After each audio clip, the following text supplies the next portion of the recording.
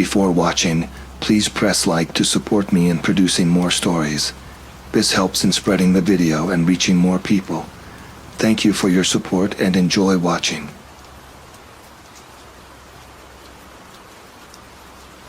August 15th, 2003. The sun was just beginning to dip below the jagged peaks of the Bitterroot Mountains as I maneuvered my weathered RV along the winding Montana backroads. At 70 years old, I found a certain comfort in the familiar rumble of the engine and the creak of the suspension as we climbed higher into the wilderness. My name is Joseph Wilson, and this is the story of a camping trip that would change my life forever. The idea for this solo expedition had been brewing in my mind for weeks. Working as an insurance claims adjuster in Missoula wasn't exactly the most thrilling profession for a man my age. Don't get me wrong, I was grateful for the stability it provided, but there was always a part of me that yearned for adventure. That's why, every few months, I'd pack up my trusty RV and head out into the wilderness, seeking solitude and a break from the monotony of everyday life. This particular trip had been meticulously planned. I had enough supplies to last a week: canned goods, bottled water, a few choice books, and my trusty fishing rod.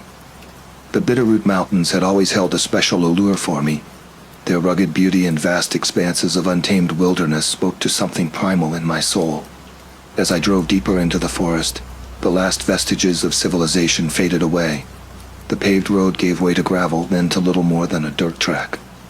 The thick pines pressed in on either side, their branches scraping against the sides of the RV like gnarled fingers. I couldn't help but feel a small thrill of excitement mixed with a touch of apprehension. Out here, I was truly on my own. After about an hour of careful navigation, I finally spotted the perfect clearing. It was a small opening in the dense forest, maybe 50 feet across, with a babbling stream cutting through one corner.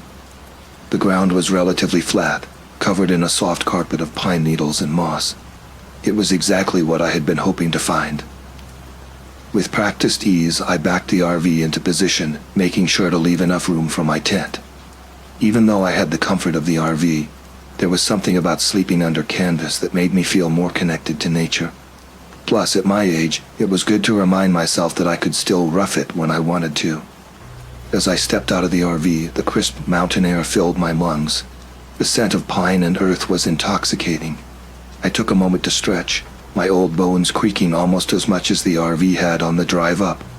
The sun had fully set now, and the first stars were beginning to twinkle in the darkening sky. I set about making camp with the efficiency of long practice. First, I cleared a space for my fire pit, carefully arranging stones in a circle. Then I gathered some dry wood from the edge of the clearing. As I worked, I couldn't shake the feeling that I was being watched. I kept glancing over my shoulder, half expecting to see a curious deer, or maybe even a bear. But each time there was nothing but the silent, dark forest. With the fire crackling merrily, I turned my attention to setting up the tent. It was an old two-person affair, faded green canvas that had seen better days but still kept out the rain and wind.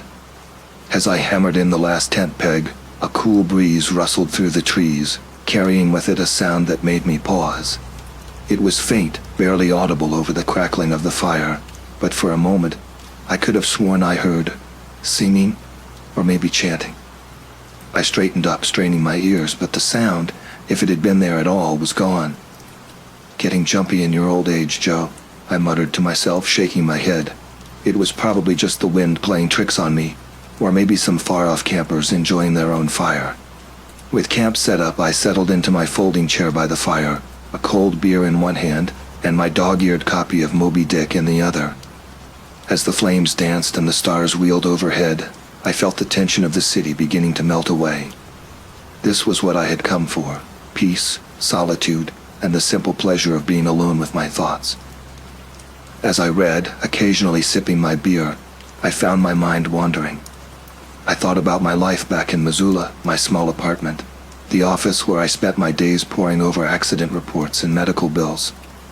It wasn't a bad life, but sitting here in the wilderness, I couldn't help but wonder if I had missed out on something. Maybe I should have taken more risks, sought out more adventures when I was younger. I was jolted from my reverie by a sudden crack from the forest. My head snapped up, eyes straining to penetrate the darkness beyond the circle of firelight. Probably just a deer, I told myself, but I couldn't shake the uneasy feeling that had settled over me.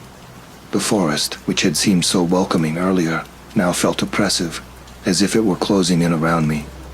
Deciding it was time to turn in, I doused the fire and retreated to my tent. As I zipped up the entrance, I could have sworn I heard that faint chanting again, carried on the night breeze. But by the time I had my ear pressed against the canvas, straining to listen, it was gone. Sleep came fitfully that night. My dreams were a confused jumble of shadowy figures moving through the trees and eerie, discordant music that seemed to come from everywhere and nowhere at once. More than once I jerked awake, heart pounding, convinced I had heard something moving just outside the tent, but each time there was nothing but the quiet whisper of wind through the pines. As the first light of dawn began to filter through the canvas, I gave up on sleep entirely. I emerged from the tent, stretching my stiff muscles and breathing in the cool morning air. The clearing looked exactly as I had left it the night before, no sign of any nocturnal visitors. As I set about rekindling the fire and brewing a pot of coffee, I tried to shake off the unease that had plagued me through the night. "You're out here to relax, old man," I told myself sternly. "Stop jumping at shadows." Little did I know as I sipped my coffee and watched the sun climb over the mountains that this was only the beginning. The true test of my courage and my sanity was yet to come. The next few days passed without incident, and I slowly began to relax into the rhythm of camping life. I spent my mornings exploring the area around my campsite, taking long hikes through the dense forest. The Bitterroot Mountains were truly breathtaking, with their towering pines, crystal-clear streams, and occasional meadows bursting with wildflowers. On the third day of my trip, I decided to venture a bit further from camp. I packed a small day pack with water, some trail mix, and a first aid kit. At my age, it paid to be prepared. The weather was perfect for hiking, cool and crisp with a gentle breeze that kept the mosquitoes at bay. As I made my way along a faint game trail, I couldn't help but feel a sense of pride. Not many 70-year-olds would be out here, miles from civilization, trekking through the wilderness. It was a reminder that I still had some adventure left in me, despite the creaks in my joints and the gray in my hair. About 2 hours into my hike, I came across a small clearing. It was there that I had my first truly strange encounter of the trip. As I stepped out of the trees, I nearly collided with two men coming from the opposite direction. They were both in their mid-30s, wearing expensive-looking hiking gear that seemed barely used. "Oh, hello there," I said, recovering from my surprise. "Didn't expect to run into anyone else out here." The two men exchanged a glance before the taller of the two spoke. "Yeah, same here. We're, just out for a short trip, from Billings." Something about their manner struck me as odd. They seemed tense, almost nervous, their eyes darting around as if expecting something to leap out at them from the undergrowth. "Everything all right?" I asked, concern creeping into my voice. "You boys look a bit spooked." The shorter man forced a laugh. "Nah, we're good. Just, keeping an eye out for bears and such." We chatted for a few more minutes, exchanging pleasantries and trail information. They introduced themselves as Mike and Dave, but didn't offer last names. As we talked, I couldn't shake the feeling that they were holding something back. Their responses were clipped, and they kept glancing at each other as if silently communicating. "Well, you two take care now," I said finally, deciding it was best to move on. "The mountains can be unpredictable. Stay safe out there." As I turned to continue on my way, I heard Mike mutter something to Dave. I only caught a few words, "Shouldn't be here," and "have to warn," before they were out of earshot. A chill ran down my spine, and for the first time since starting my trip, I felt truly uneasy. The rest of my hike was uneventful, but I couldn't shake the memory of that strange encounter.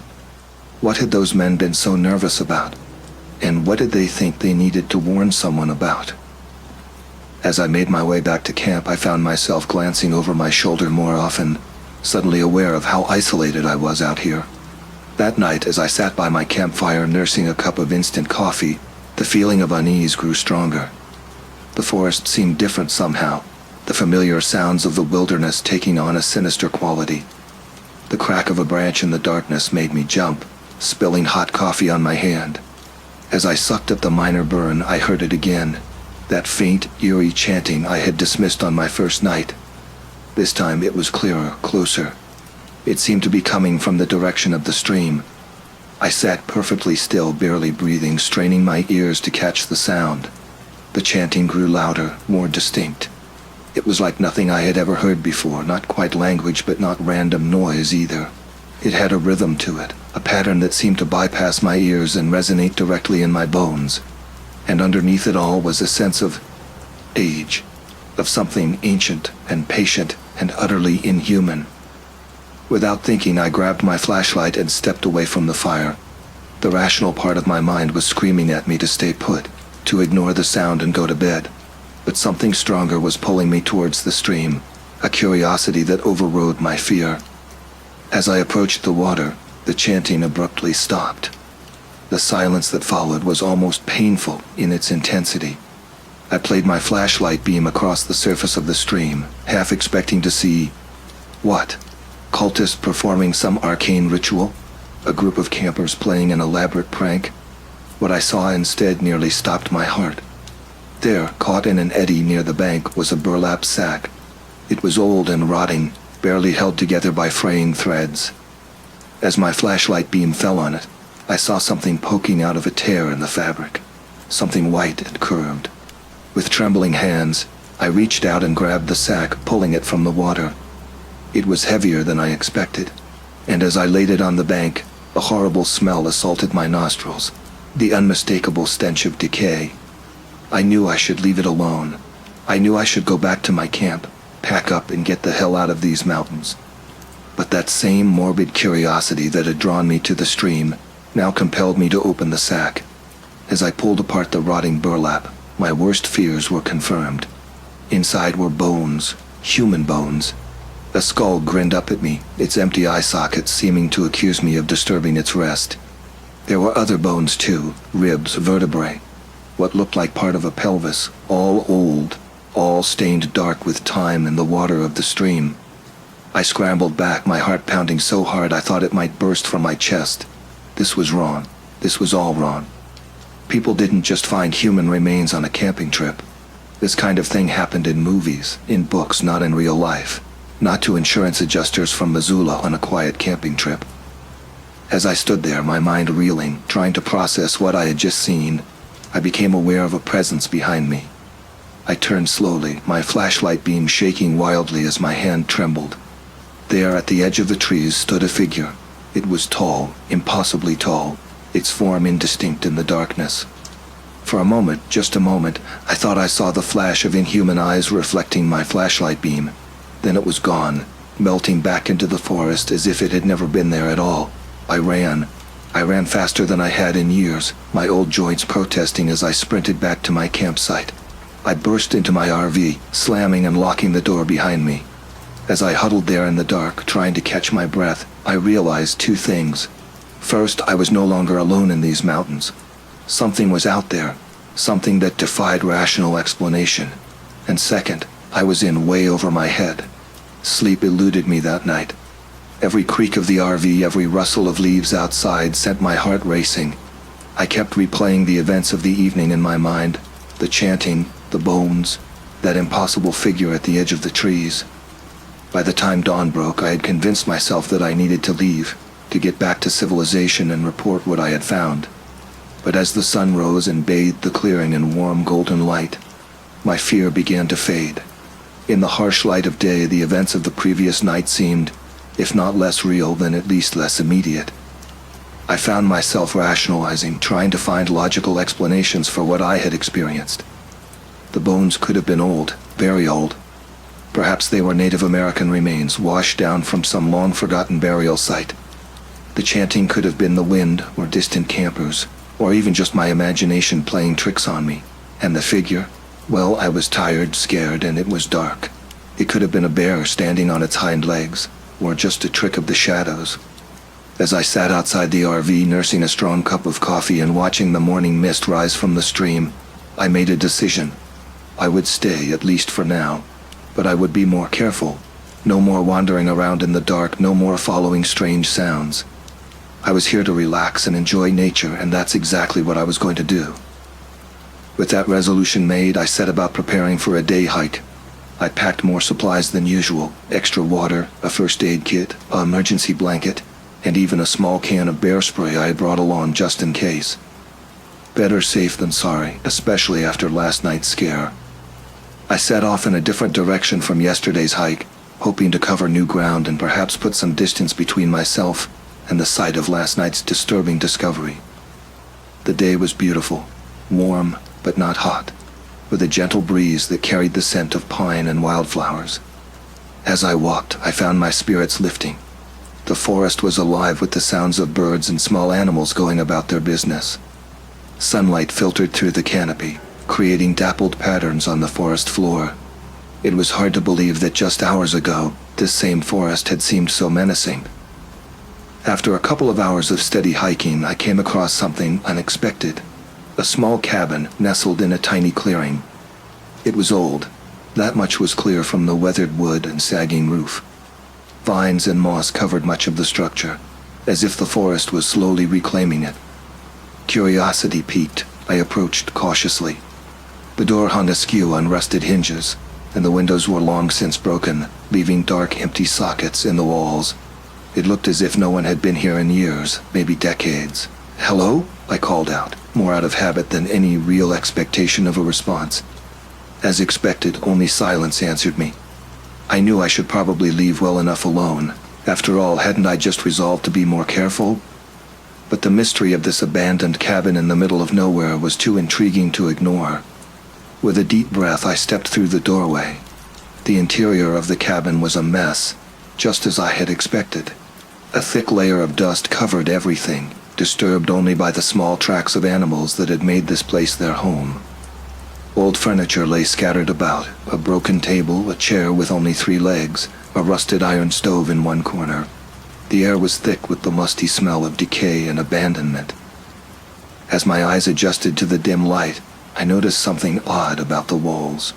They were covered in deep, jagged scratches, as if something with enormous claws had tried to tear its way out. Or perhaps a chilling thought occurred to me: tear its way in. I approached one of the walls, running my fingers lightly over the gouges. They were deep, much deeper than anything a bear or mountain lion could have made. And there was a pattern to them, almost like... A sudden noise from outside made me jump. I spun around, heart pounding, half expecting to see that tall, shadowy figure from the night before looming in the doorway. But there was nothing there, just the gentle sway of trees in the breeze. Taking a deep breath to calm myself, I decided it was time to leave. This place was giving me the creeps, and I'd seen enough. As I turned to go, something caught my eye. There, in the far corner of the cabin, partially hidden by the collapsed remains of what might have been a bed, was a book. Against my better judgment, I crossed the room and picked it up. It was old, the leather cover cracked and faded. There was no title, just a strange symbol embossed on the front, a twisted tree with what looked like faces peering out from its bark. I opened it carefully, afraid the brittle pages might crumble in my hands. It was handwritten, the ink faded but still legible. As I skimmed the first page, my blood ran cold. It was a journal dated 1932, and the first entry read, August 15th, 1932. The chanting has started again. It's closer this time. I fear the guardian has found me. God help me, I should never have come to these cursed mountains. I slammed the book shut, my hand shaking. This couldn't be happening. It had to be some kind of joke, a prop left here by pranksters, or maybe for a movie shoot. But deep down I knew. This was real, and I was in way over my head. I shoved the book into my backpack and practically ran from the cabin. The forest that had seemed so peaceful earlier now felt oppressive, every shadow potentially hiding unspeakable horrors. I made it back to my campsite in record time, my lungs burning and legs aching from the exertion. As I burst into the clearing, I saw something that made my heart skip a beat. There, right in the middle of my campsite, was a symbol drawn in the dirt, the same twisted tree from the cover of the book. I didn't waste any time. I threw my gear into the RV, not bothering to pack properly. As the engine roared to life, I caught a glimpse of movement at the edge of the clearing. That impossibly tall figure was there again, watching me. This time I was sure I wasn't imagining things. I floored the accelerator, the RV bouncing wildly as I sped down the rough forest road. I didn't slow down until I hit the main highway, my knuckles white on the steering wheel. As the miles between me and those mountains grew, I began to calm down. But I couldn't shake the feeling that this wasn't over. Whatever was out there, whatever that guardian was, it had noticed me. And something told me it wasn't done with me yet. I drove for hours, putting as much distance as I could between myself and the Bitterroot Mountains. It wasn't until I saw the familiar skyline of Missoula that I finally allowed myself to relax a little. Home, safety, normalcy. But as I pulled into the parking lot of my apartment complex, I realized that nothing would ever be truly normal again. The events of the past few days had shaken me to my core, challenging everything I thought I knew about the world. I spent the next week in a daze, going through the motions at work but unable to focus on anything but what I had experienced. The chanting, the bones, the cabin, the journal, it all swirled in my mind, a puzzle I couldn't solve but couldn't ignore. I didn't tell anyone about what had happened. Who would believe me? I could barely believe it myself. Instead, I threw myself into research, spending my evenings hunched over my computer, searching for any information I could find about the Bitterroot Mountains and their legends. Most of what I found was typical tourist information, hiking trails, camping spots, local flora and fauna. But buried deep in forum posts and obscure local history websites, I began to find hints. Whispers of something ancient in those mountains.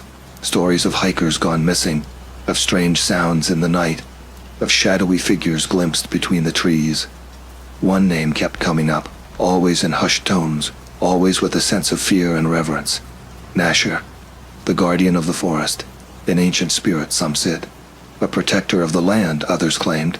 A vengeful entity that punished those who disrespected the mountains. The more I read, the more certain I became that this Nasher was what I had encountered. But why me? I had always respected nature, had always been careful to leave no trace when I camped. What had I done to draw its attention? As the days turned into weeks, I began to feel a pull, a need to go back to find answers. But fear kept me rooted in Missoula, jumping at shadows and starting awake at night, sure I could hear that eerie chanting in the distance. It was nearly a month after my return when I received a phone call that changed everything. It was Bill Turner, the sheriff from the small town nearest to where I had been camping. "Mr. Wilson?" His gruff voice came through the line. "This is Sheriff Turner. We need to talk about what you saw in the mountains." My heart raced.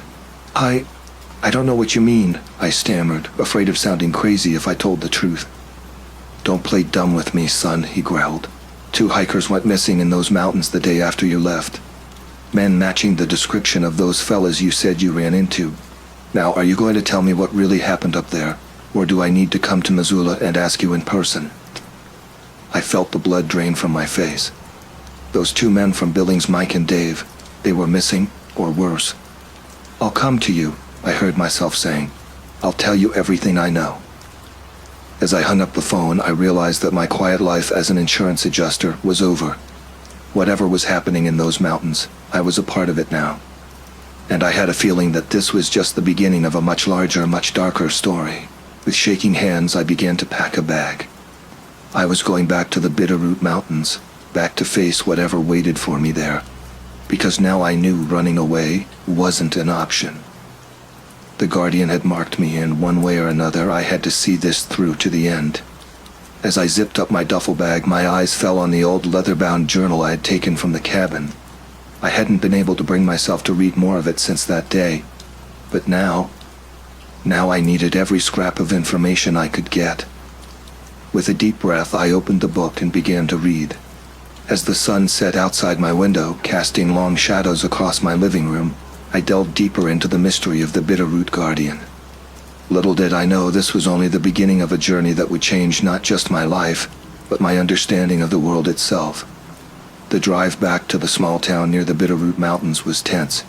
Every mile brought back memories of my hasty retreat, of the terror I had felt. But it also brought a strange sense of anticipation. I was going back, yes, but this time I wasn't alone. This time I had a purpose. Sheriff Bill Turner was waiting for me when I pulled into the parking lot of the local diner.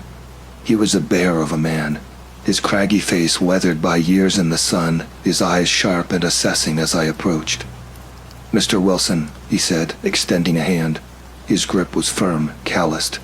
"Glad you could make it. Let's talk inside." Over cups of strong, bitter coffee, I told him everything. The chanting, the bones in the stream, the abandoned cabin, the journal.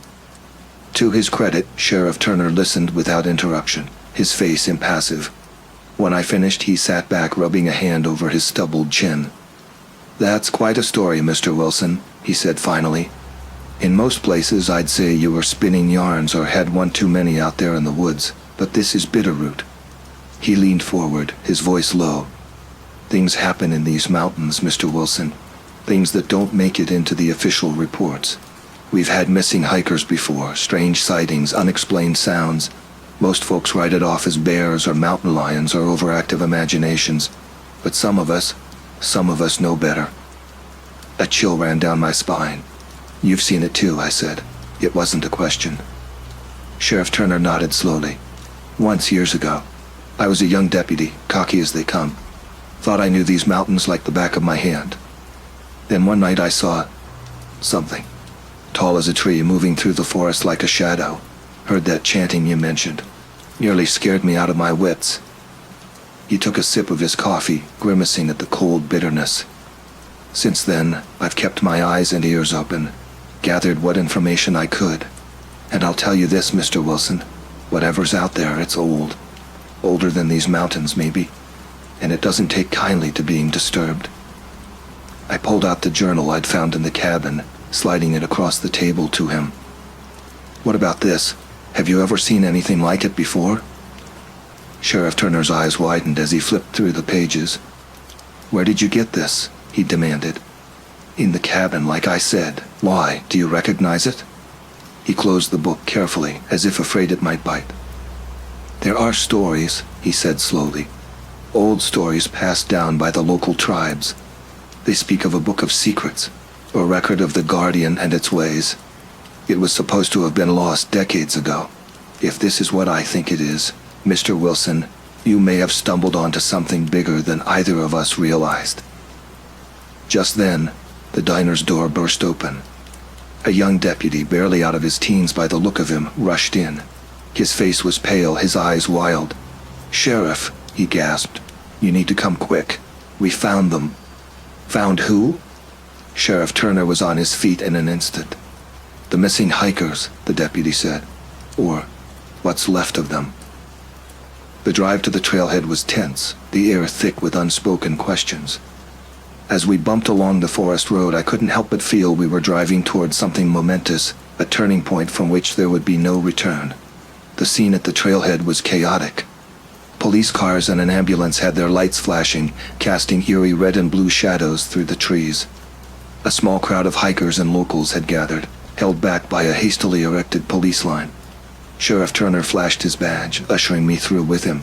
"He's with me," he growled at a deputy who looked like he might object. What I saw beyond the police line would haunt me for years to come. 2 body bags lay on the ground, surrounded by crime scene markers. But it was what was beyond them that caught my eye. There, carved into the trunk of a massive old pine, was a symbol. The twisted tree from the journal, its bark faces leering in the harsh light of the police floodlights. And all around, scratched into the dirt and nearby rocks, were words. The same phrase over and over. "The Guardian wakes, the forest remembers." As I stood there, staring at this macabre scene, a sound reached my ears. Faint at first, then growing stronger. That familiar eerie chanting echoing through the trees. Sheriff Turner grabbed my arm, his face grim. "We need to go, now." As we hurried back to his car, I glanced over my shoulder. There, just for a moment, I saw it again. That impossibly tall figure standing at the edge of the forest, watching, waiting. I knew then that this was far from over.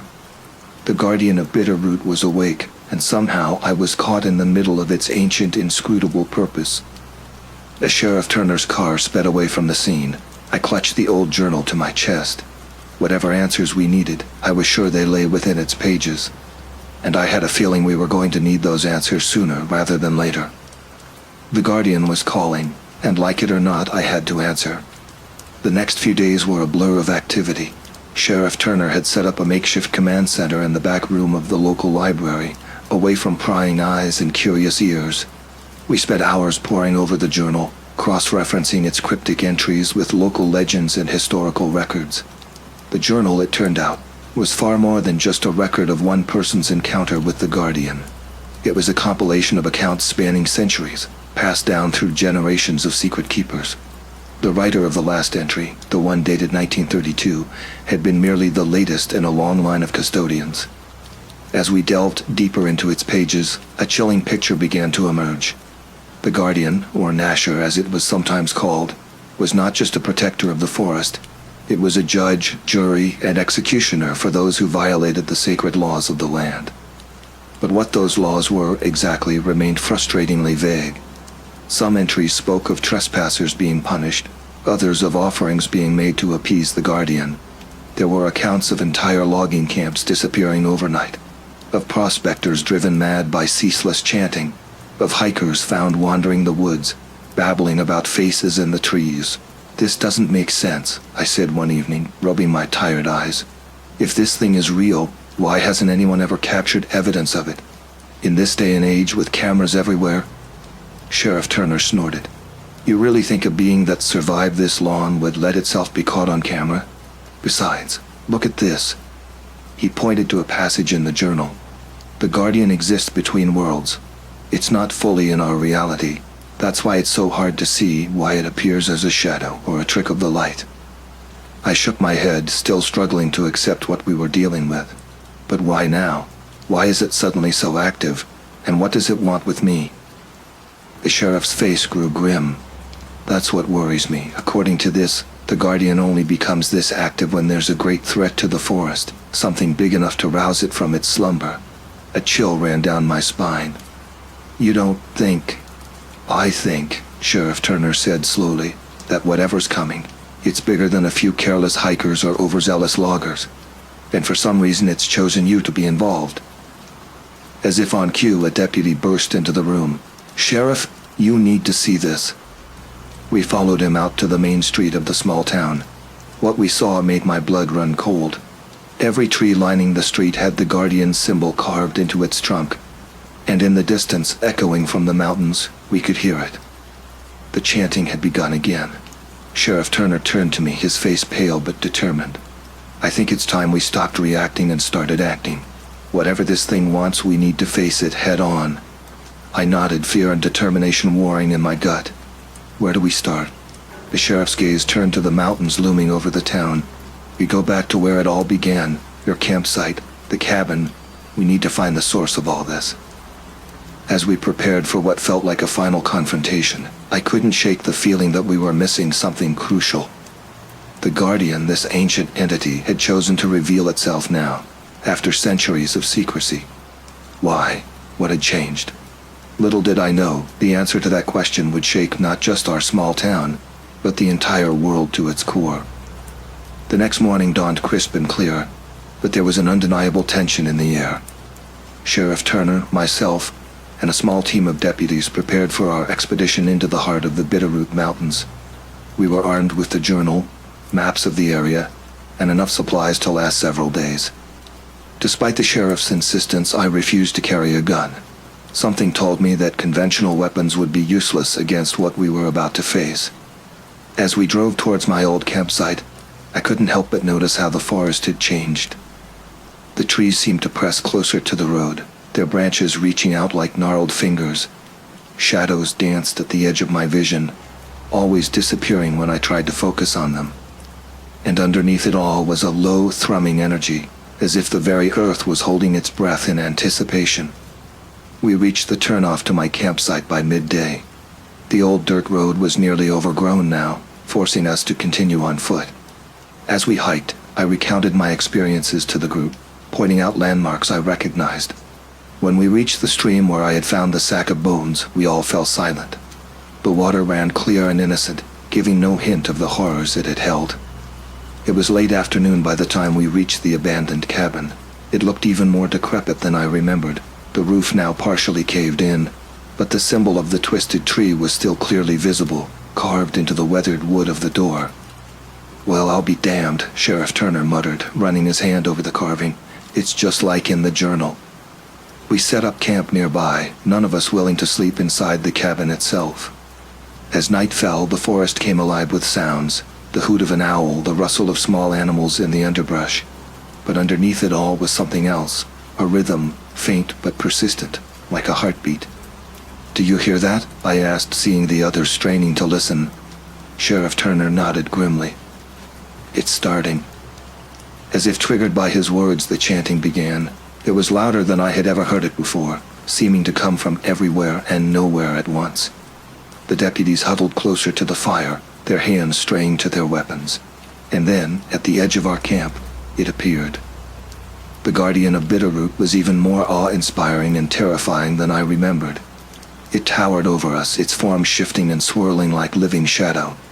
Where its face should have been, there was only a swirling vortex of darkness, punctuated by pinpricks of light like distant stars. For a long moment nobody moved. We were frozen, caught between fear and wonder.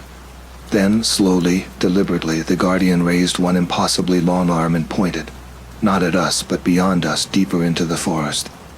Sheriff Turner was the first to find his voice. I think it wants us to follow." Against every instinct of self-preservation, we did just that. We followed the guardian as it glided through the forest, the trees seeming to part before it. The chanting grew louder with every step, filling our heads until it was hard to think of anything else. After what felt like hours but could have been minutes, we emerged into a massive clearing. At its center stood the largest tree I had ever seen, its trunk so wide it would have taken a dozen people to encircle it.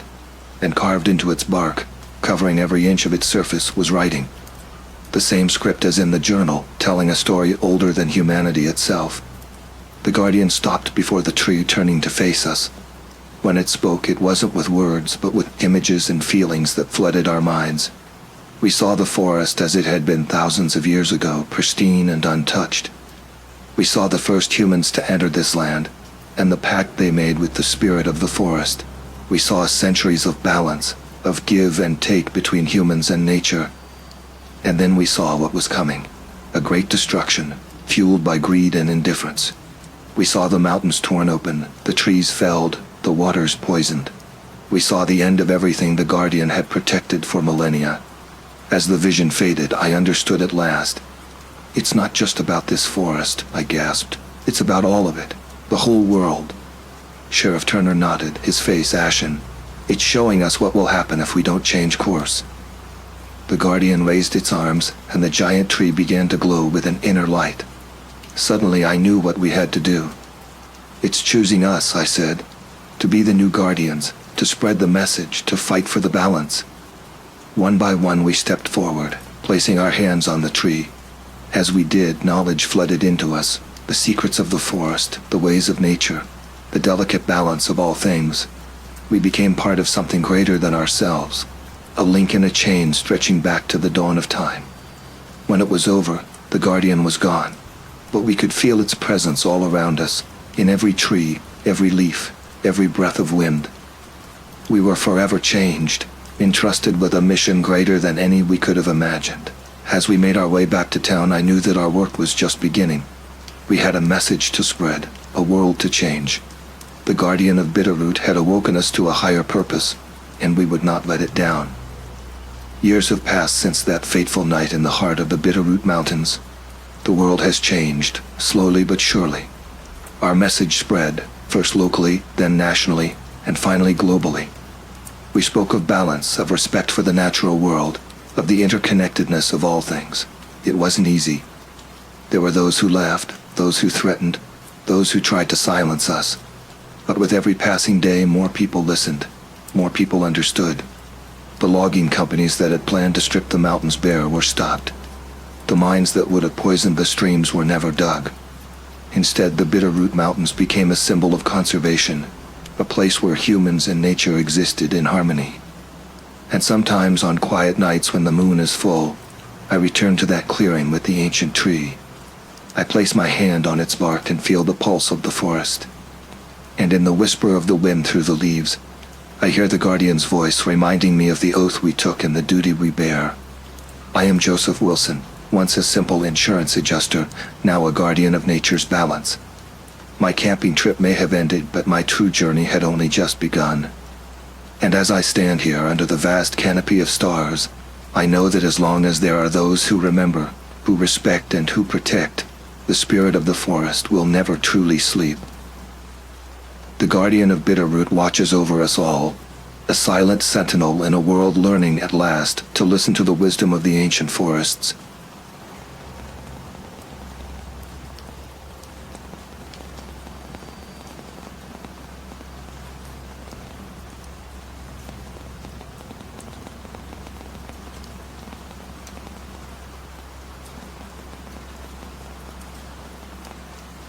I don't usually make a habit of discussing my past, but there's something about the silence of the Oregon wilderness that compels me to talk. Maybe it's the solitude or the endless horizon that makes a man reflect on the paths he's taken. My name is Daniel Hawthorne, and for most of my life I was a civil engineer. I worked on urban development projects, reshaping cities, making them more livable. It was good work, honest work. But after my wife Sarah passed away 3 years ago, I lost my taste for city life. The day Sarah died was like any other. We had breakfast together, kissed goodbye as I left for work. I remember her smile, the way the morning light caught her hair. I didn't know it would be the last time I'd see her alive. A drunk driver ran a red light that afternoon. By the time I got to the hospital, it was too late.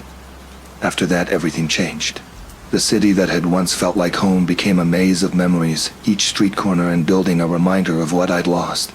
The hustle of concrete and steel, the incessant noise, it all became too much. I tried to lose myself in work, but even that felt hollow. Every project, every blueprint seemed pointless without her to share it with. So, 6 months after Sarah's death, I made a decision. I sold our house, the one we'd lovingly restored together, packed up what little I wanted to keep, and bought an old RV. It wasn't much to look at, a 1985 Winnebago Chieftain, faded blue paint and all, but it was sturdy and reliable. I named her Sarah's Dream because my wife had always talked about us retiring and traveling the country together. That was the beginning of my new life. I started camping in the most remote places I could find, seeking out spots where the map showed nothing but green. It became my way of escaping, of trying to connect with something real, something that didn't remind me of what I'd lost. Over the past 2.5 years, I've crisscrossed the country, from the sun-baked deserts of Arizona to the lush forests of Vermont. I've seen sunrises over the Grand Canyon and watched the northern lights dance across Alaskan skies. But there was always a restlessness in me, a sense that I was running from something I couldn't outrun. This time, I'd driven to a spot deep in the Mount Hood National Forest, a place few people know about. I'd heard about it from an old-timer at a gas station in Sisters, Oregon. He'd told me about a hidden clearing near a creek, far off the beaten path, where the trees grew so thick they blotted out the sky. "If you're looking for solitude, son," he'd said, his eyes twinkling beneath bushy white eyebrows, "that's the place to find it. But be careful. Sometimes the forest has a way of showing you things you might not want to see." I'd laughed it off at the time, thinking he was just spinning yarns to entertain a passing stranger. But as I navigated the narrow, winding forest roads, his words kept coming back to me. The further I drove, the more the trees seemed to close in, creating a tunnel of green that swallowed up the sunlight. It was late afternoon by the time I finally found the clearing. The old-timer's directions had been spot on, and as I pulled the RV into the small open space near the creek, I felt a sense of anticipation mixed with relief. The air was crisp and clean, filled with the scent of pine and damp earth. I could hear the creek babbling nearby, a soothing counterpoint to the silence that seemed to press in from all sides. I stepped out of the RV, stretching my stiff muscles after the long drive. The tension in my shoulders, a constant companion these past years, began to ease as I breathed in the cool, clean air. This was what I'd been searching for, a place so remote, so untouched, that it felt like stepping into another world. I set up camp quickly with the efficiency of someone who's done this 100 times before. Firewood collected, a small fire pit dug, and my camping chair positioned to face the creek. As I worked, I couldn't shake the feeling that I was being watched.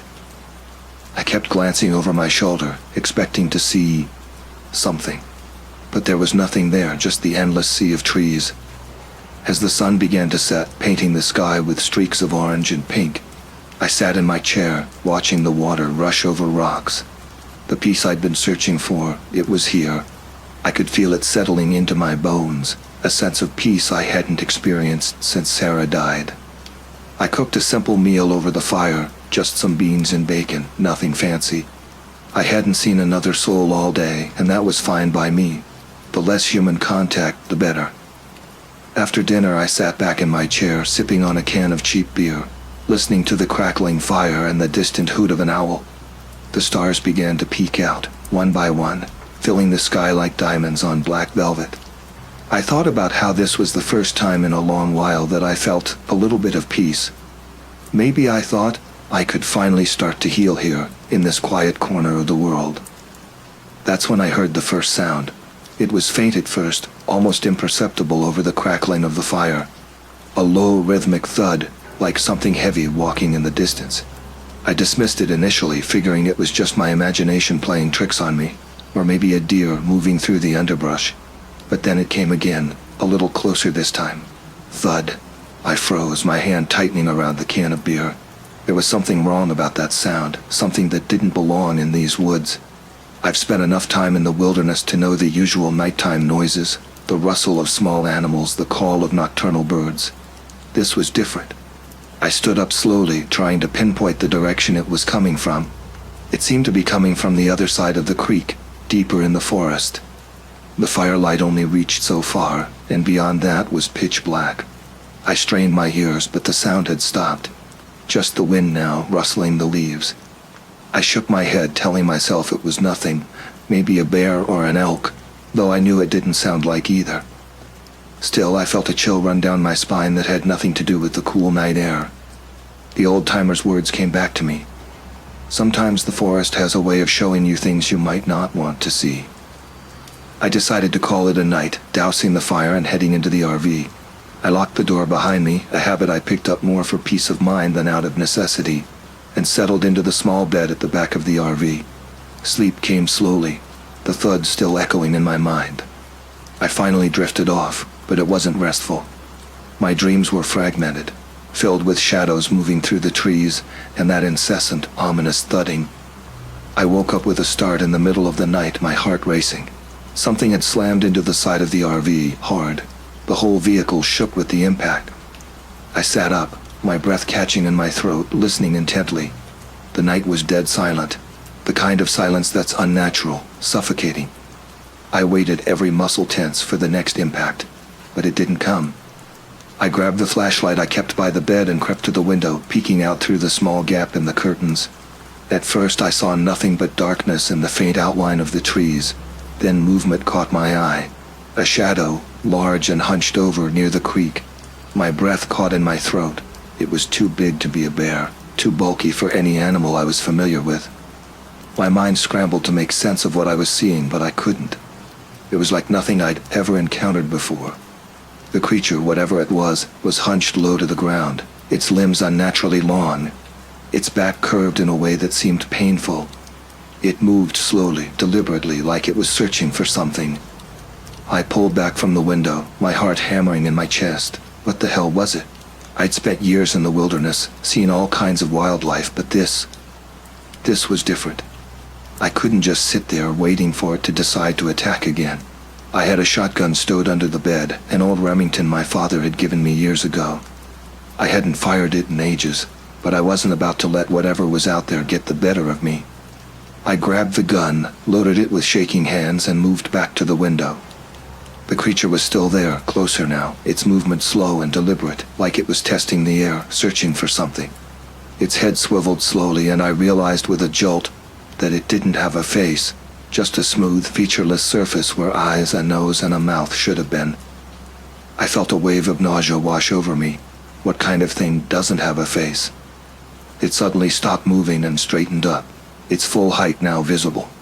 It had to be at least 7 feet tall, its body covered in what looked like matted fur or some kind of rough, spiky hide. My finger hovered over the trigger, but I hesitated. What if I missed? What if I only succeeded in pissing it off? But I couldn't just sit there. I had to do something. I opened the window slowly, aiming the shotgun at the thing. It didn't move, just stood there, its head cocked to one side like it was listening. I took a deep breath, steadied my shaking hands, and fired. The blast was deafening in the enclosed space of the RV, and the creature let out a sound that wasn't quite a scream, but something low and vibrating, a sound that rattled my bones. It stumbled back, clutching its side, and for a moment I thought it was over. But then it straightened up again, its faceless head turning slowly toward the RV. Panic surged through me. I fired again and again, but it was like the creature absorbed the shots. It staggered but didn't fall. Instead, it started moving toward the RV, faster now, its limbs unfolding in a grotesque, unnatural way. I fumbled with the shotgun, trying to reload, but my hands were trembling too much. The creature was almost at the door now, its movements jerky like a puppet being yanked on strings. In a last-ditch effort, I threw open the door of the RV and fired point-blank at the thing. The blast sent it staggering back, and this time it went down, crashing into the ground with a thud that shook the earth. I didn't wait to see if it would get up again. I grabbed my keys, started the RV, and gunned it, tearing out of that clearing as fast as I could. The trees whipped past in the darkness, branches scraping against the sides of the RV as I navigated the narrow forest road. I drove until dawn, not stopping until I reached the nearest town, a small place called Parkdale. I was exhausted, my hands still shaking, but I knew I had to report what had happened. I went straight to the sheriff's office, a small building on the main street. The deputy on duty, a young guy named Mike, looked at me like I was crazy when I started telling my story. But as I showed him my trembling hands, the terror still evident in my eyes, he began to take me seriously. Sheriff Evelyn Carter arrived shortly after, a stern-looking woman in her 50s with graying hair and sharp blue eyes. She listened to my story without interruption, her face unreadable. When I finished, she exchanged a look with Deputy Mike that I couldn't quite interpret. "Mr. Hawthorne," she said, her voice calm but authoritative, "we're going to send out a search party to investigate your campsite. Can you show us on a map exactly where you were?" I nodded, still shaken, and pointed out the location on a large map of the Mount Hood National Forest that hung on the wall. Sheriff Carter made a note of it, then turned back to me. "We'll head out there right away. In the meantime, I suggest you get some rest. There's a motel just down the street. We'll contact you as soon as we have any information." I wanted to argue, to insist on going with them, but exhaustion was catching up with me. I nodded, thanked them, and made my way to the motel. Sleep didn't come easily, despite my fatigue. Every time I closed my eyes, I saw that faceless creature, heard that bone-rattling sound it had made. It was late afternoon when Sheriff Carter came to see me. Her expression was grave as she sat down across from me in the small motel room. "Mr. Hawthorne, we found your campsite," she began, her voice carefully neutral. It was torn apart, like something big had rampaged through it.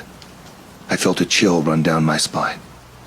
"And the creature?" I asked, my voice barely above a whisper. Sheriff Carter shook her head. "No sign of it, but..." She paused, seeming to choose her words carefully. "We did find blood stains on the ground, a lot of blood. We're having it analyzed now." Relief washed over me. They had found evidence. I wasn't crazy. "So you believe me?" I asked. The sheriff's expression softened slightly. "Mr. Hawthorne, I've been sheriff in these parts for over 20 years. I've seen things in these woods that I can't explain. I'm not saying I know what you encountered out there, but I believe you saw something." She stood up, straightening her uniform. "We're going to keep investigating. In the meantime, I'd advise you to stay in town. We might have more questions." After she left, I sat on the edge of the bed, my head in my hands. The reality of what had happened was starting to sink in. I wasn't going back there, that was for sure. I'd done my share of wilderness camping, and I think it was time to find a new way to escape. Maybe I thought it was time to stop running, to face the grief I'd been trying to outrun for the past 3 years. Sarah wouldn't have wanted me to live like this, always on the move, always alone. She would have wanted me to find a way to live again, not just exist. As the sun set outside my motel window, I made a decision. Once this was all over, once the investigation was complete, I'd find a place to settle down. Maybe a small town like this one, where the wilderness was close but not overwhelming. A place where I could start to rebuild my life. The creature in the woods had terrified me, yes. But in a strange way, it had also awakened something in me, a desire to live, truly live, that I thought had died with Sarah. Whatever that thing was, it had shown me that there were still things in this world that could surprise me, shock me out of the numb existence I'd been living. As I lay back on the bed, I felt something I hadn't felt in a long time. Hope. Hope for a future that, while different from what I'd planned with Sarah, could still be meaningful. The road ahead was uncertain, but for the first time in years, I was ready to face it. The next few days passed in a blur of police interviews and restless nights at the motel. Sheriff Carter kept me updated on their investigation, but progress was slow. The blood samples they'd collected from the campsite had come back with inconclusive results. According to the lab, the DNA didn't match any known species in their database. It's not human, and it's not any animal we can identify, Sheriff Carter told me, her brow furrowed in confusion. We've sent samples to a specialized lab in Portland for further analysis, but it might take weeks to get results. Meanwhile, news of the incident had spread through the small town of Parkdale. I couldn't go anywhere without feeling eyes on me, hearing whispers behind my back. Some people looked at me with fear, others with curiosity, and a few with outright disbelief. On my third day in town, I was having breakfast at the local diner when an old man approached my table. He was tall and lean, with a weathered face and eyes that seemed to hold secrets. "Mind if I join you?" he asked, his voice gravelly with age. I gestured to the empty seat across from me, and he sat down with a grunt. "Name's Frank," he said, extending a gnarled hand. "Frank Redwood. Heard about what happened to you out in the forest." I shook his hand, noting the strength in his grip despite his age. "Daniel Hawthorne," I replied. "And yeah, seems like everyone's heard about it by now." Frank nodded, his eyes never leaving my face. "You're not the first, you know," he said quietly. I felt a chill run down my spine. "What do you mean?" Frank leaned in closer, his voice dropping to a near whisper. "These woods, they're old. Older than any of us can imagine. And they've got secrets, Mr. Hawthorne. Secrets that don't take kindly to being disturbed." I wanted to dismiss his words as the ramblings of an old man, but after what I'd seen, I found myself hanging on every word. "Back in the 73, Frank continued, my hunting buddy and I saw something out there, something that shouldn't exist. Tall as a tree it was, with limbs that moved all wrong. We hightailed it out of there and never went back to that part of the forest again." "Did you report it?" I asked, my food forgotten. Frank snorted. "To who?" The sheriff back then would have laughed us out of town. "No, we kept it to ourselves. But over the years I've heard whispers. Other folks who've seen things they can't explain. Most of them leave town shortly after. Can't blame 'em, really." I sat back, my mind reeling. If Frank was telling the truth, then whatever I'd encountered wasn't an isolated incident. It was part of something bigger, something that had been going on for decades. "Why are you telling me this?" I asked. Frank's eyes softened. "Because you look like a man who needs answers, and because I'm tired of carrying this secret. You're the first person in years who might actually believe me." Before I could respond, Sheriff Carter entered the diner. Her eyes scanned the room before landing on me. She made her way over to our table, nodding a greeting to Frank. "Mr. Hawthorne," she said, her voice tight. "We need to talk, privately." I thanked Frank for the conversation and followed the sheriff out of the diner. She led me to her cruiser, gesturing for me to get in. "We've found something," she said as she pulled out onto the main street. "Something I think you need to see for yourself." We drove in silence for about 20 minutes, heading deeper into the forest. Finally, we turned onto a narrow dirt road that I recognized. It was the same one I'd fled down that night. "Are we going back to my campsite?" I asked, anxiety building in my chest. Sheriff Carter shook her head. "Not exactly. We found something about a mile from where you were camped. Something that might explain what you saw." We pulled into a small clearing where several police vehicles and a large white van were parked. Men in hazmat suits were moving in and out of the tree line, carrying equipment I didn't recognize. "What's going on here?" I asked as we got out of the car. "Follow me," Sheriff Carter said, leading me towards the trees. As we pushed through the undergrowth, I began to notice a strange smell, acrid and chemical, unlike anything I'd encountered in nature before. Then suddenly we broke through into another clearing, and I stopped dead in my tracks. In the center of the clearing was what looked like the wreckage of some kind of aircraft. But it wasn't like any plane or helicopter I'd ever seen. The metal was a dull gray, with no visible seams or rivets. Its shape was all wrong, sleek and organic, more like a giant seed pod than any man-made vehicle. "What the hell is that?" I breathed. Sheriff Carter's face was grim. "We're not sure, but based on the plant growth around it, it's been here for decades. And Mr. Hawthorne," she turned to face me, her eyes deadly serious, "we found tracks leading away from it, tracks that match the description of the creature you saw." My mind was spinning. An alien craft? It seemed impossible, and yet, after what I'd seen, could I really rule anything out? "There's more," Sheriff Carter continued. "We found this." She handed me a small object about the size of a playing card. It was made of the same strange metal as the craft, with intricate patterns etched into its surface. As I held it, it began to warm in my hand, and the patterns started to glow with a soft blue light. "What is it?" I asked, mesmerized by the shifting patterns. "We don't know," Sheriff Carter admitted, "but it reacts to human touch. And Mr. Hawthorne, you're the first person it's responded to like that." I looked up from the object to meet her gaze. "What does this mean?" She shook her head. "I don't know, but I think you just became a key part of this investigation. Whatever's going on here, whatever that thing in the woods is, I think you're connected to it somehow." As I stood there, holding the strange artifact and staring at the wreckage of what could only be an alien craft, I realized that my life had changed irrevocably. The peaceful solitude I'd been seeking in the wilderness had led me to something far bigger and more mysterious than I could have ever imagined. I thought about Sarah, about the life we'd planned together, and about how far I'd strayed from that path. But standing here on the precipice of what felt like a monumental discovery, I felt more alive than I had in years. "All right," I said, looking back at Sheriff Carter. "What do we do now?" She gave me a small, determined smile. "Now, Mr. Hawthorne, we find some answers. The next few weeks were a whirlwind of activity. The clearing with the crashed craft became the center of a major operation, with government agencies swooping in to take control. Sheriff Carter and I were interviewed countless times, recounting every detail of our experiences. The small artifact I had activated became a subject of intense study. Scientists were baffled by its properties. It responded to my touch in ways they couldn't explain, revealing complex holographic images that seemed to depict star systems and technologies beyond our current understanding. As for the creature I had encountered, there were more sightings reported in the area. Search parties were organized, but it remained elusive.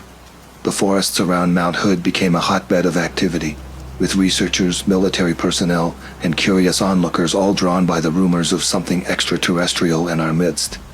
Through it all, I found myself at the center of the storm. The artifact's unique response to me made me a person of interest to everyone involved in the investigation. I spent long hours in makeshift labs, subjected to a battery of tests, as scientists tried to understand why I could activate the alien technology when others couldn't. It was during one of these sessions, about a month after the initial discovery, that we had our breakthrough. As I held the artifact, concentrating on the shifting patterns, something clicked in my mind. Suddenly I could understand the images it was projecting. They weren't just star maps, they were instructions. "It's a key," I said, my voice filled with awe. "A key to understanding their language, their technology, and I think I know how to use it." The lead scientist, Dr. Elena Rossi, looked at me with a mixture of excitement and skepticism. "How is that possible? We've been studying this for weeks without any progress." I shook my head, unable to explain it myself. "I don't know. It's like the information was always there in my head, and the artifact just unlocked it." Over the next few days, I worked closely with Dr. Rossi and her team, helping them decipher the alien language and technology. It was exhausting work, but exhilarating. For the first time in years, I felt like I had a purpose, like I was part of something important. As we unraveled the mysteries of the artifact, a picture began to emerge. The craft that had crashed wasn't just a vehicle. It was a seed ship sent to Earth thousands of years ago to study our planet and its inhabitants. The creature I had encountered was a guardian, a being engineered to protect the ship and its mission. But something had gone wrong. The ship had crashed, damaging its systems. The guardian, cut off from its home and its purpose, had been wandering the forests for millennia, confused and alone. "We need to find it," I told Sheriff Carter and Dr. Rossi. "Not to capture or study, but to communicate, to help it." They were hesitant at first, but as I explained what I had learned from the artifact, they came around to my point of view. We organized a small team, myself, Sheriff Carter, Dr. Rossi, and a few trusted others, and set out into the forest. Using the artifact as a guide, we trekked deep into the wilderness, further than any of the previous search parties had gone. As we walked, I felt a growing sense of anticipation, like we were approaching something momentous. Finally, after hours of hiking, we entered a small glade. There, standing in the center, was the creature. Up close, in the light of day, it was both terrifying and beautiful. Its body shimmed with an iridescent sheen, and what I had thought was matted fur was actually a complex exoskeleton. Everyone tensed, reaching for weapons, but I held up a hand to stop them. Slowly I approached the creature. The artifact held out before me like a beacon. The being turned its featureless face towards me, and I felt a tremor of fear. But then the artifact began to glow, brighter than ever before. The creature cocked its head, as if listening to a sound only it could hear. And then, to everyone's amazement, it spoke, not with words but with thoughts and images that bloomed in my mind. It told us its story, of a mission to understand and protect, of the long millennia of confusion and loneliness after the crash. It spoke of watching humanity grow and change, always from the shadows, never able to reach out or make contact. As its story unfolded, I felt tears running down my cheeks. The creature's loneliness, its isolation, resonated with my own grief and solitude. In that moment, I understood why the artifact had responded to me, why I had been chosen for this moment. We were the same, this being and I, lost, adrift, in need of connection and purpose. With the help of the artifact, I conveyed our own story to the creature. I told it of our curiosity, our desire to understand, our hope for connection with other intelligent life. And I offered it something it had been without for thousands of years: companionship. The next few hours were a blur of communication and revelation. The creature, which we came to call the Guardian, shared with us knowledge that would revolutionize our understanding of the universe. In return, we offered it a place among us, a chance to fulfill its mission of learning and exchange in a way it never could before. As the sun began to set, casting long shadows through the trees, I felt a profound sense of change. The Guardian, no longer alone, seemed to stand taller, its movements more fluid and purposeful. And I, the man who had come to the wilderness to escape, found that I had instead been led to the greatest adventure of my life. We made our way back to the research base, the Guardian walking peacefully among us. I knew that what lay ahead would be challenging, explaining this to the world, navigating the political and social implications of first contact. But for the first time in years, I felt ready to face whatever came. As we emerged from the forest, the last light of day painting the sky in brilliant hues, I thought of Sarah. I imagined her smile, the way she always encouraged me to embrace the unknown. She would have loved this, I thought, and for once the memory brought more joy than pain. I looked at the Guardian, at Sheriff Carter and Dr. Rossi, at the artifact that had changed everything. I had come to the wilderness seeking solitude, seeking an escape from my grief. Instead, I had found connection with an alien being, with the people around me, and with a part of myself I thought I had lost. The road ahead was uncertain, filled with challenges and wonders I could scarcely imagine. But as I stood there, on the threshold of a new chapter in human history, I felt ready to explore, to learn, to live again. The wilderness had indeed shown me things I never expected to see, but more importantly, it had shown me the way forward, and for that I would be forever grateful. 5 years have passed since that fateful day in the forest. The world has changed in ways I never could have imagined, and I've changed with it. The revelation of the Guardian's existence and the knowledge it shared sent shockwaves through every facet of human society. There were those who feared this new reality, who called for isolation and rejection of the alien presence. But there were many more who embraced the opportunity for growth and understanding. I found myself at the forefront of this new era, working alongside Dr. Rossi and a team of international scientists to unlock the secrets of the Guardian's technology. The advancements we've made in clean energy, medicine, and space exploration in just a few short years are nothing short of miraculous. Parkdale, once a quiet logging town, has become a hub of scientific research and interspecies cooperation. The Guardian, no longer alone, has been joined by others of its kind, drawn to Earth by the reactivation of the seed ship's beacon. They work alongside us, sharing their knowledge and learning from us in return. Sheriff Carter retired last year, but not before playing a crucial role in establishing new protocols for human-alien interaction. She and I have remained close friends, often reminiscing about the day that changed everything over beers at the now famous diner where we first discussed the incident. As for me, I've found a new purpose. I split my time between working with the research team and leading educational programs that help people understand and connect with our new alien neighbors. The RV that was once my escape pod now serves as a mobile classroom, traveling to communities across the country to spread knowledge and foster understanding. But perhaps the most significant change has been within myself. The grief that once consumed me, that drove me into the wilderness, has softened. It's still there, a part of who I am, but it no longer defines me. I've learned to carry Sarah's memory not as a burden, but as a source of strength and inspiration. I've even found love again, unexpectedly, with Dr. Rossi. Elena, her passion for discovery, her boundless curiosity, reminded me so much of Sarah. Our relationship grew slowly, naturally, born out of shared experiences and mutual respect. We were married last spring, in the very glade where I first communicated with the Guardian. It was a small ceremony, attended by a unique mix of humans and aliens. As we exchanged vows, I felt Sarah's presence, not as a ghost of the past, but as a blessing for the future. Tonight, as I sit on the porch of our home on the outskirts of Parkdale, watching the sun set behind Mount Hood, I reflect on the journey that brought me here. The man who drove into these woods 5 years ago, lost and alone, seems like a stranger now. I hear Elena's footsteps behind me, and she places a hand on my shoulder. "Are you ready?" she asks. I nod, standing up to join her. We're due at the research center for a late-night communication session with a newly arrived alien delegation. As we walk hand in hand towards the car, I glance back at the forest. The trees stand silent and majestic as always, but I know they no longer hide any mysteries from me. The wilderness that once seemed like an escape has become a gateway to the universe. I squeeze Elena's hand, feeling the warmth of the wedding band on her finger. "Let's go," I say, smiling. "We've got a whole universe to explore."